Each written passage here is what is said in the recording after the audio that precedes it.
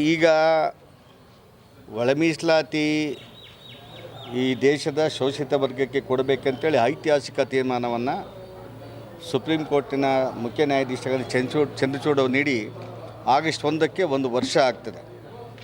ಒಂದು ವರ್ಷ ಕಳೆದರೂ ಸಹ ಕರ್ನಾಟಕ ರಾಜ್ಯದಲ್ಲಿ ಒಳ ಮೀಸಲಾತಿ ಜಾರಿ ಆಗದೇ ಇರೋದ್ರಿಂದ ನಮ್ಮದ ಪಕ್ಕದ ರಾಜ್ಯಗಳು ಒಳ ಮೀಸಲಾತಿಯನ್ನು ಜಾರಿ ಮಾಡಿ ಈಗಲ್ಲಿ 8-9 ತಿಂಗಳಾಗಿದೆ. ಆಂಧ್ರ ಪ್ರದೇಶ ಜಾರಿ ಮಾಡಿ 7 ತಿಂಗಳಾಗಿದೆ.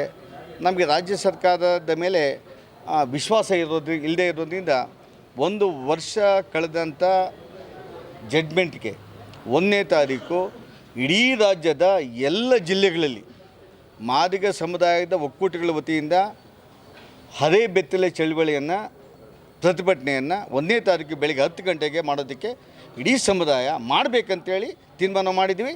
ಮಾಡೋದಕ್ಕೆ ಮಾಡ್ತಾರೆ ಅಂತ ವಿಶ್ವಾಸ ನನಗಿದೆ.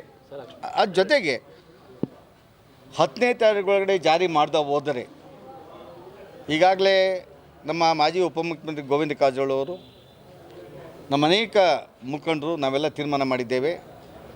ಈ ರಾಜ್ಯ ಸರ್ಕಾರ 10ರಿಂದ 15 ಒಳಗಡೆ ಜಾರಿ ಮಾಡ್ತಾ ಹೋದರೆ ಅಸಹಕಾರ ಚಳವಳಿ ಅಂದರೆ ರಾಜ್ಯ ಸರ್ಕಾರವನ್ನು ಆಡಳಿತನ ನಡೆಸೋಕ್ಕೆ ಬಿಡೋದಿಲ್ಲ ಅಂತ ತೀರ್ಮಾನಕ್ಕೆ ನಾವು ಬಂದಿದ್ದೇವೆ. 10ರಿಂದ 15 ಒಂದು ಚಳವಳಿಯನ್ನು ಇಡೀ ರಾಜ್ಯದಲ್ಲಿ ಮಾದಿಗರು ಮಾಡ್ತಾರೆ. ಸರ್, ಈಗ ಬಂದ್ ಮಾಡ್ತೀವಿ ಅಂತ ಕೂಡ ಹೇಳಿದ್ರಿ. ಬಂದೇ ಮಾಡ್ತೀವಿ ಸರ್. ಬಂದ್ ಮಾಡಿ ಆವತ್ತು ಬಂದ್ ಮಾಡ್ತೀವಿ. ಬಂದ್ ಮಾಡಿ ವಿಧಾನಸೌಧ ಯಾವ ರೀತಿ ಮುತ್ತಿಗೆ ಆಗಬೇಕು, ಇಡೀ ಆಡಳಿತ ಯಾವ ರೀತಿ ನಿಷ್ಕ್ರಿಯ ಮಾಡಬೇಕು ಅನ್ನೋದಕ್ಕೆ ಇಡೀ ಸಮುದಾಯ ತೀರ್ಮಾನವನ್ನು ಮಾಡ್ತೀವಿ. ನಮ್ಮ ಪ್ರತಿಭಟನೆ ಹತ್ತಿಕ್ಕೋ ಕೆಲಸ ಸರ್ಕಾರ ಮಾಡಿದ್ರೆ ಯಾವ ರೀತಿ ಪ್ರತಿಭಟನೆ? ಮಾದಿಗರು ಭಾಳ ಅಹಿಂಸಾವಾದಿಗಳು ಅಂದ್ಕೊಂಡಿದ್ದಾರೆ. ಭಾಳ ಸಹಿಸ್ಕೊಂಡಿದ್ದೀವಿ.